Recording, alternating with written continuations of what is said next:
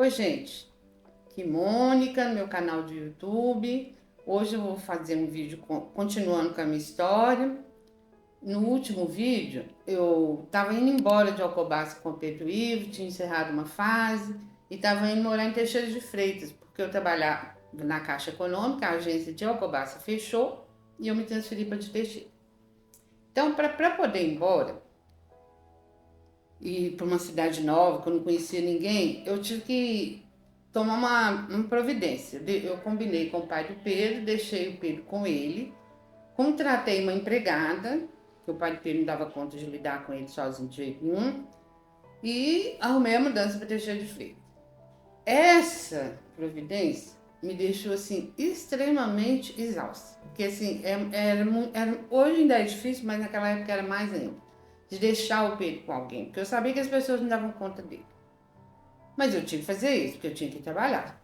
Aí eu arrumei um caminhão de mudança, levei minhas coisas, tomou chuva no meio do caminho, tudo, chegamos lá, estava tudo molhado, e minha cabeça estava tão cheia, gente.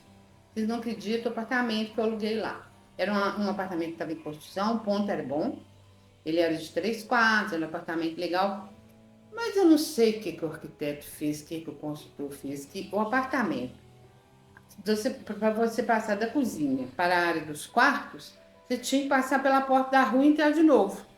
Eu nunca tinha visto aquilo. E no primeiro momento eu não reparei isso não. Eu fiquei 2 dias lá até falar, gente, isso aqui é impossível. Aí saí de lá, aluguei uma outra casa. Essa casa, ela foi muito bacana, ela tem uma história legal. Era uma casa perto do centro, que Teixeira de Freitas era uma cidade assim, de 12 anos. Ela era junto de Alcobaça. O município de Alcobaça era dono de Teixeira de Freitas. E Teixeira de Freitas se emancipou. Quando eu mudei para lá, ela tinha 12 anos. Então, era um contraste a cidade. Tinha gente rica, que Teixeira de Freitas era uma cidade que era na beira de estrada, estava em franca expansão. Tinha mansão lá em Teixeira de Freitas, mas também tinha uma roça, tinha gente andando de carroça. Aí eu mudei para uma casa lá, que era perto do centro. Ela não era uma casa muito boa, muito bem construída, não, mas pelo menos era uma casa grande, tinha área de serviço, tinha vaga de garagem. E fiquei 2 semanas lá arrumando tudo, até voltar em Alcobaça para ver o Pedro. Quando eu cheguei lá em Alcobaça, o Pedro Ivo estava na casa da empregada que tinha ficado com ele, estava com febre, e o pai dele estava na praia com a moça com quem ele hoje até é casado. Estava namorando com ela. E aquilo subiu na minha cabeça. Que a empregada me contou, falou, ó, o pai dele não fica com ele de jeito nenhum, eu que tenho que resolver tudo. De manhã cedo a pedagoga tinha que ir lá, mas viu, de ir lá trabalhar com o Pedro, eles não abriu a porta para ela. A empregada me contou tudo. Eu falei, bom, tem horas que ele tá a tempo de pensar, gente. Eu falo sempre isso, respira, pensa, programa, né? Mas tem momentos na vida da gente que a gente não consegue pensar. Porque isso tudo subiu na minha cabeça e falei, vou levar o Pedro. Essa empregada, ela era caseira de umas casas de praia lá de Alcobaça. Ah, eu tinha filho pequeno. Aí ela foi comigo, mas ela não ia morar lá. Ela foi para lá, para Teixeira, só para me ajudar aí. Aí nós cheguei com o Pedro lá no primeiro dia de trabalhar na caixa, tava aquela confusão, o Pedro que é empregado que não conhecia direito também, uma casa nova. Eu liguei pro gerente e falei, sinto muito, infelizmente não vai dar. Aí o gerente me falou que tinha uma pestalose lá em Teixeira de Freitas. Aí já fui nesse mesmo dia com o Pedro lá na pestalose, fiquei conhecendo a diretora. A pestalose lá, gente, era muito confusa, porque a mão de obra era nada, zero especializada. Mas a diretora e a presidente eram pessoas que tinham mais formação. A presidente era a Penha, que era uma enfermeira formada em Salvador, casada com o milionário de Teixeira. Ele era até de Santa Catarina, mas estava morando lá. E a diretora era pedagoga, mas o resto eram meninas lá de Teixeira mesmo, que tinham feito um segundo grau, tinham boa vontade, tinham um jeito para tratar com pessoas especiais, né? Lá não tinha só autismo, era tudo misturado. E tinha um negócio que era muito interessante lá na Pestalozzi. Eu fiquei assim, me incomodou muito. Todo aluno da rede pública que eles não estavam dando conta dentro da escola ia parar na Pestalozzi. Então não era só gente com diagnóstico. né? Tinha gente que era mal educado, tinha pobreza, era muito misturado. A Pestalozzi era o retrato de Teixeira. Uma cidade com muita gente rica, na beira de estrada, pujante. Lá em Teixeira tinha um hospital geral que era grande, tinha uma caixa econômica muito maior que a de Jacobassa, com muita gente indo lá toda hora, com contas, com dinheiro bom, assim, aplicações. Então, era uma cidade que estava em franca expansão à moda brasileira, né? Que a gente conhece muito. Esse negócio de carroça e mansão, que era bem assim. E aí, mas eu pensei assim, bom, como a diretora era uma pessoa muito bacana, tinha um bom discurso, tinha uma capacidade, eu falei com ela, ó, eu não sei nem se o Pedro vai ficar aqui muito tempo, mas eu preciso que ele fique aqui para eu trabalhar. Só até eu me acercar de que eu vou fazer aqui em Teixeira, ver se eu arrumo uma empregada. E ela falou assim, ó, realmente, você viu aí como que é, né? A gente tem, a nossa Pestalozzi aqui é mais pra gente de baixa renda mesmo. A gente que não tem onde deixar esses meninos que são especiais, meninos que não dão certo na escola. Tinha muito TDAH lá, sem diagnóstico. Mas você pode deixar o Pedro aqui, eu te ajudo, eu fico mais de olho nele, não tem problema não. Mas e se você quiser deixar depois também, né? E na mesma hora ela virou para mim e falou assim: se você quiser trabalhar aqui, nós estamos precisando de uma psicóloga. Eu falei: ó, calma, muita coisa ao mesmo tempo para mim, né? Deixa eu resolver primeiro essa questão do Pedro ficar, de eu poder trabalhar. Aí eu comecei a levar o Pedro para lá. Na primeira semana, eu já fiquei conhecendo a vizinhança lá da casa onde eu morava, e tinha a minha vizinha que tinha 11 filhos. E tinha um depósito de gás na frente, ela tomava conta desse depósito, ela e o marido. Tinha filho, inclusive, que também trabalhava no depósito, tinha filho pequeno, e essa vizinha conhecia todo mundo em Teixeira de Freitas. Aí ela me arrumou uma empregada, chamava Lani, uma menina até bacana, tinha segundo grau, tinha condição de ficar com o Pedro. Percebi que ela dava, eu ajudando ela dava mais conta do que deixando na Pestalozzi. Aí tirei o Pedro da Pestalozzi e fui trabalhar na Pestalozzi. Depois que eu tirei, eu resolvi ir porque assim, realmente, eles precisavam. E eu era uma mão de obra que era adequada para o que eles estavam precisando. Eu fiquei pensando assim, como que eu vou encaixar tudo isso no meu dia, meu tempo? Mas a mocinha, a tal da Alane, né, dava muita conta do Pedro. Então isso me ajudou muito. Teixeira tinha uma população de jovens muito grande. E essa Alane conhecia um monte de mocinha, mesmo os filhos da vizinha. Então a minha casa, a rua era sem calçamento e os meninos ficavam jogando bola lá, as mocinhas sentavam na porta da minha casa. Eu chegava lá, tava o Pedro no meio de duas morenas, com a mão na perna de cada uma, assim, coisa mais natural do mundo. Eu achava muito legal, porque realmente era natural. Ele ficou amigo dessas meninas, é um negócio muito interessante. Elas, elas tratavam ele como príncipe, que ele era o rico da história. Isso sempre acontece, né? Ele era o louro olho azul, diferente, mas assim, ao mesmo tempo elas encaixavam ele, levavam ele para pizzaria, para capoeira, ele andava com elas o tempo todo. E eu já ouvi falar isso de outros autistas, sei que é assim, autista gosta disso, de não ser tratado como um especial, de fazer parte. Então, ele foi muito boa essa passagem lá para o Teixeira de Freitas nesse ponto, porque assim, ele não estava numa escola especializada, ele não tinha um diagnóstico com aquela turma dele, ele ia para capoeira com as meninas assistir, ele ia para pizzaria. Durante a semana, era a semana inteira na porta lá de casa, tinha futebol, aquela meninada, aquela rapaziada. Ele era o mais novo na época. Ele sempre foi muito grande, ele era do tamanho de todo mundo. Mas ele era o mais novo. Nessa época ele já devia ter uns 8 anos. Mas assim, foi muito bom. E assim, isso me possibilitou também, né, ficar mais tranquilo. Então eu fui trabalhar na Pestalozzi. A presidente da Pestalozzi fundou uma associação para aidéticos, porque esse negócio de ser beira de estrada, população pobre da cidade, as mães vendiam as filhas na beira da estrada para a gente que passava. E a AIDS disseminou lá que era uma coisa.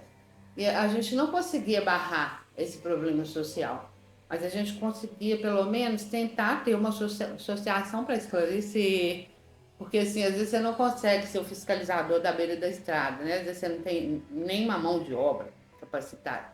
Mas a gente tinha uma mão de obra para esclarecer as pessoas, para ajudar nesse ponto, distribuir camisinha, um monte de coisa que a gente fazia lá nessa associação. E eu montei também um consultório. Já tinha um consultório montado, eu aluguei uma sala no consultório, porque lá em Teixeira, assim, foi parecendo coisa. Como eu tinha uma especialidade diferente, né, uma experiência também grande, com gente especial, o pessoal foi me procurando e eu fui pegando. Então eu saía de casa às 6 horas da manhã, meia-noite eu estava voltando e o Pedro com a turma lá. Isso foi bacana. Porque assim, apesar dele estar muito com as meninas, eram meninas todas assim, que a gente conhecia, elas iam lá para casa no fim de semana, eu conhecia elas também. Então, ele não ficava com pessoas desconhecidas, eu sabia o que acontecia. Minha vizinha era minha vigia, ela me contava tudo que estava acontecendo lá durante o dia. Ela me contava assim, narrando, contando mesmo, né? Ela trabalhava nesse depósito de gás lá e ela ficava muito na porta, vigiando o povo entrando e saindo para pegar os gás, né? E isso foi muito legal, foi uma fase muito legal. Até que o Pedro teve uma convulsão. Isso ele já tinha 10 anos, foi no dia 7 de setembro de 96. A gente estava indo para Alcobaça, porque eu ia muito em Alcobaça, eu tinha uma amizade colorida lá, e o Pedro tinha o pai. Então, no fim de semana, a gente ia, o Pedro ficava com o pai e eu ia para casa do meu amigo. Mas esse dia nós estávamos indo e ele teve uma crise horrorosa. Na verdade, gente, o que acontece? Eu já vi isso com outros autistas, não é só o Pedro. Como eles não têm essa capacidade de falar, coisas que estão incomodando eles, de vez em quando explode. E é até bom que explode, porque a gente começa a ver que está acontecendo coisas que eles não estão gostando. Ele não estava gostando de passar o fim de semana na casa do pai. Então, ele teve uma crise, porque assim, a gente estava indo já, estava só cortando a unha dele, já tinha tomado banho. E ficou claro para mim que aquela crise era um marcador. Só que crise convulsiva e autismo andam juntas. É uma das comorbidades comuns ao autista, principalmente do sexo masculino. Então, a partir do momento que ele teve a crise, ele não parou mais de ter crise. Foi aí que teve a primeira? Essa foi a primeira? Essa foi a primeira. Primeira. E ela foi uma crise generalizada, que é aquela crise que a pessoa se bate toda, entorta o rosto, a língua fica preta, a mão vira garra, o corpo todo fica disforme. Eu pensei, sinceramente, gente, quando eu olhei aquilo, eu falei, gente, esse menino tá tendo um AVC. Aí quando ele caiu no chão, que terminou a crise, caiu branco com a macia, eu falei, morreu. Sinceramente, foi o que eu pensei. Aí pedi socorro, as meninas estavam lá em casa, estava a minha empregada, mais umas 3 amigas, elas correram, acharam um senhor na vizinhança que guiava, o homem chegou lá, olhou pro Pedro daquele jeito, começou a passar mal também o homem. Aí falei, vamos comigo pro hospital. Tinha um hospital, o hospital lá tinha neuro, tinha uma amiga minha que era daqui de BH, ela era clínica geral, mas ela trabalhava muito com homeopatia. O pessoal que trabalhava no hospital, tinha uns 4 ou 5 médicos que eram daqui. Então, não foi difícil chegar nesse hospital. Eu fui guiando, porque o homem estava passando mal, mas ele foi segurando o pé da trás para mim no carro, foi comigo. E chegando lá, no caminho, eu já comecei a pensar, gente, porque eu já tinha lido que autista tinha convulsão, que era uma das comorbidades comuns, mas como o Pedro não tinha, né, aquilo não estava na minha cabeça. No meio do caminho eu já fui pensando. Realmente, quando chegamos lá, né, o neurologista falou, você tá com razão, foi uma convulsão, pelo que você tá contando, pelo que ele tá agora. E o negócio é ele passar a noite aqui no hospital, o dia, passar 24 horas aqui, tomando Valium na veia, que é como fazem para acalmar a crise. E eu não sabia. O Pedro tem uma sensibilidade ao Valium negativa. Então, o médico colocou na veia dele e foi embora. Já estava quase de noite, foi embora. Fiquei lá com umas enfermeiras, coitadas assim, que não entendiam muito de Pedro, né? Que eu não tinha como socorrer com elas. E ele andando pelo hospital a noite inteira, igual um Zé Lelé. E aí, para mim, foi claro que tinha a ver com Valium. Ele não deixou ele mais tomar Valium. E aí a gente começou a medicar o Pedro com Tegretol, que era um remédio que era muito comum o uso dele para convulsão na época, para criança. E olha para você ver como a cidade lá era interessante. Eu comprava esse Tegretol na farmácia sem nenhuma receita. Ele era de receita obrigatória. Mas o cara lá da farmácia sabia que eu era a mulher da caixa, a dona que trabalhava na caixa. Então ele me vendia Tegretol sem receita. Mas eu não estava comprando da minha cabeça. O neurologista tinha lá, me receitou. Eu tinha 2 irmãos psiquiatras aqui em BH, eles também corroboraram com a dose, com o remédio, com a medicação. E o Pedro começou a tomar Tegretol. Ele tinha crises muito espaçadas, então isso sim não interferiu muito com a nossa vida, não. Mas chegou num dado momento, vou dar uma coladinha aqui para me ver se eu esqueci, porque eu tô tentando ficar falando demais, né? Tá. Essa correria toda, essa falta de escola, porque assim, apesar de lá ser um paraíso, gente, ele estava sem escola. E eu comecei a pensar assim, quando eu saí daqui de BH com o Pedro, não tinha escola pro Pedro também, não. Ninguém dava conta. Mas eu pensei, bom, agora já estamos há mais tempo, já tinha umas notícias que tinha um primo meu que é Down, eu estava estudando numa escola que tinha autista lá. Falei assim, eu tenho que começar a pensar sobre isso, né? Que assim, Teixeira tá muito bom, tá tudo muito bem, tá tudo muito bom demais, né? Igual a música. Mas tá faltando essas coisas, porque assim, gente, Teixeira parecia férias, parecia farra. Eu tinha um monte de amigo também, que o Alcobaça não tinha, que lá tinha psicólogo, fonoaudiólogo, tinha um dentista que era muito meu amigo. Então, era muito bacana, mas estava faltando essa estrutura, que na verdade, até hoje não tem muito aqui em BH, né? Imagina em Teixeira naquela época. E eu comecei também a fazer um curso de acupuntura e era aqui em BH. Eu vinha aqui em BH todo fim de semana, então comecei a ter mais ponto todo fim de semana, não, todo mês, um final de semana por mês, tinha um curso que eu fazia aqui com um tal de Wellington, que tinha morado na Índia, na China, era super em acupuntura. E eu vinha, era um final de semana prolongado. E eu comecei a ter mais contato com gente daqui, comecei a pensar, não, esse meu primo estuda nessa escola aqui, é autista lá, eu acho que agora vai ser possível eu encontrar uma coisa aqui para o Pedro que seja adequado também a essa parte de limite, de não ficar só largado com a mão de moça, né? E eu comecei a pensar nisso. Esse dentista que era meu amigo, posso falar, era que ele morreu? Era um homem lindo. Então, um dia ele me convidou porque ele ia fazer um desfile de moda, de roupas mais naturais, e ele me convidou para assistir esse desfile. Eu estava lá nesse desfile, gente. Sabe como que você está vendo o desfile, mas desfilou na minha cabeça tudo que eu já tinha passado até ali com o Pedro, o que a gente tinha que começar de novo, o que a gente tinha que pegar para levar para frente. Porque senão ele ia ficar um bicho do mato, ele só ia gostar de andar com aquelas moças lá. Elas iam casar, iam crescer, né? Que elas eram da idade dele, e ele ia ficar para trás. Então eu pensei assim, gente, eu preciso arrumar escola, preciso arrumar psicólogo, preciso arrumar um tratamento mais adequado. E esse dia lá conjugou que eu já tinha sido chamada para dar uma palestra num congresso alternativo de acupuntura. E eu cheguei lá na minha primeira palestra da vida. Cheguei lá, eu era muito verde em acupuntura. Eles tinham convidado a minha amiga médico homeopata, mas ela teve um problema e veio para BH no dia da palestra. Então me convidaram assim de última hora para preencher o espaço, porque souberam lá em Teixeira, você sabia de tudo, de todo mundo, que eu estava estudando essa acupuntura. Aí eu fiz um monte de slide, perguntei ao meu professor aqui o que eu falava, o que era melhor, ele me mandou um livro, a confusão toda, né? E a hora que eu subi no palco, eu falei, gente, foi um negócio estranho, porque assim, isso acontece comigo. Às vezes vem umas coisas que elas estão no meu inconsciente, que são necessárias fazer e eu não estou ainda organizada, chumbada, falando, ó, vou fazer isso. Eu entrei no palco, falei assim, gente, eu fui convidada para falar sobre acupuntura. Mas, na verdade, eu entendo de autismo e eu estou precisando ir para Belo Horizonte para cavucar mais essa questão do autismo.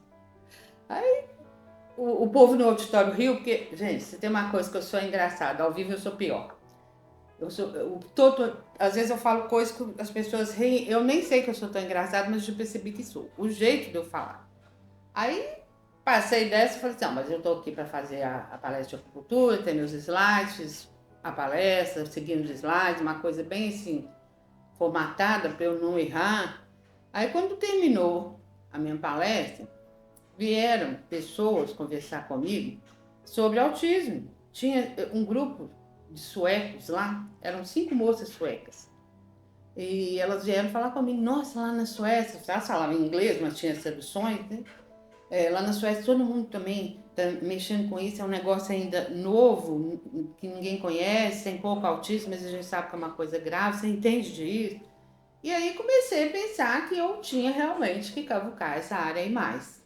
Tinha que largar as férias de Teixeira, porque era engraçado, trabalhava muito, corria para lá e para cá, fazia um monte de coisa, ele também não ficava em casa, trancado, não era monótono.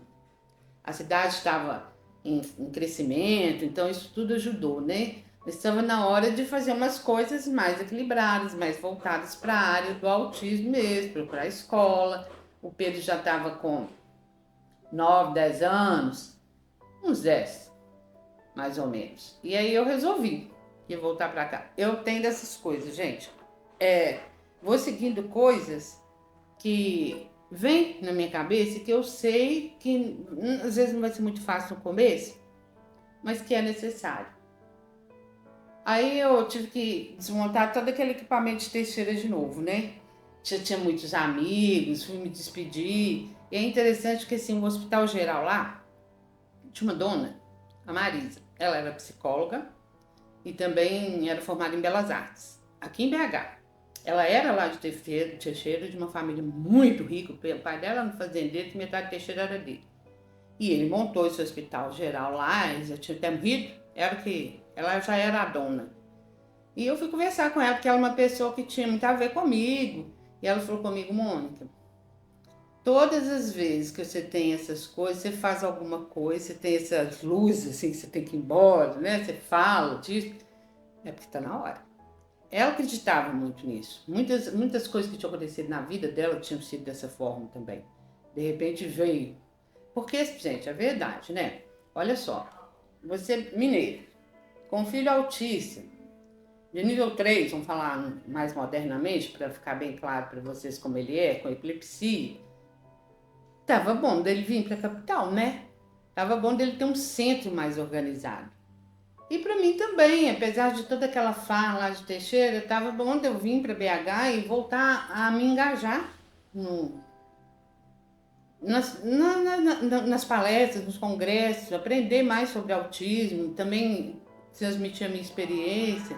Então, estava na hora. Aí, resolvi, liguei para minha mãe e para meu pai. Minha mãe não queria que eu viesse, não. Mas meu pai queria. Então, eu fui morar com ele, trouxe o Pedro. E aí, isso aí vai dar um outro vídeo, talvez até 2, porque ficamos muito tempo lá na casa do meu pai. E assim, gente, toda vez que eu conto um pedaço, eu fico pensando que tem um resuminho, assim, umas palavras-chave disso aí. E as palavras-chave desse vídeo para mim são isso. O que você receber de agulhada na cabeça, vem uma luz, vai atrás. Não deixa esse botão apagar, porque sempre aconteceu isso comigo e sempre deu certo. Não é à toa que as luzes aparecem, né? Você tem esse desfile de moda, foi muito interessante, porque no desfile eu desfilei a minha vida e resolvi mudar tudo de novo. Deu certo, depois eu vou continuar contando, deu mais certo ainda, e eu já vou agradecendo vocês por estar aqui hoje comigo, ouvindo as minhas histórias. No próximo eu já vou falar de BH, da volta, BH, o retorno. Tchau, tchau.